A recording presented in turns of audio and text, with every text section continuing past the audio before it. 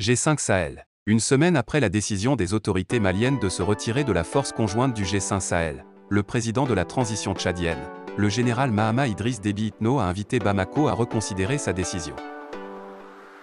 Le président en exercice du G5 Sahel exhorte le gouvernement de la République du Mali à reconsidérer sa position pour permettre aux efforts en cours visant à apporter une solution à ses préoccupations à travers la tenue imminente d'une conférence des chefs d'État et de gouvernement dans le pays du siège, a déclaré le gouvernement tchadien dans un communiqué publié hier vendredi. Une semaine après la décision de retrait du Mali de toutes les instances de cette organisation, le président tchadien qui préside le groupe des 5 du Sahel a exprimé ses vives préoccupations. Il estime que c'est par le biais d'un communiqué qu'il a appris le retrait du Mali de tous les organes et instances du G5 Sahel, y compris de la force conjointe. Mahamat Idriss Déby Itno a déploré cette décision lourde de conséquences pour l'ensemble du G5 Sahel, notant avec regret sa prise sans consultation préalable.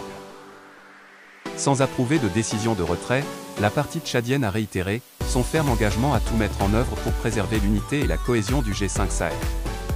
Pour le Tchad, le G5 Sahel est un instrument de coopération irremplaçable en matière de mutualisation d'efforts, des moyens et d'actions de ses États membres face aux défis de développement et de sécurité.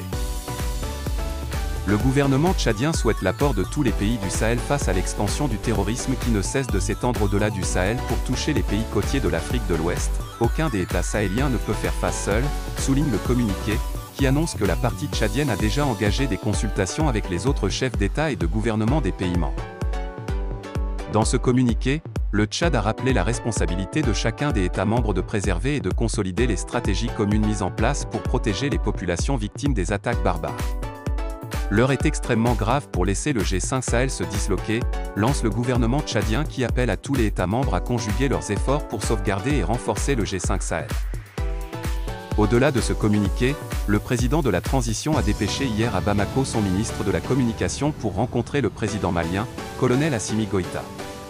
Au terme d'une audience à Koulouba, le ministre tchadien de la Communication dit avoir eu des garanties que le Mali et le Tchad vont poursuivre leurs relations bilatérales dans le cadre de la lutte contre le terrorisme. Aussi, sur la même question, le président mauritanien a envoyé vendredi son ministre des Affaires étrangères pour s'entretenir avec les autorités maliennes.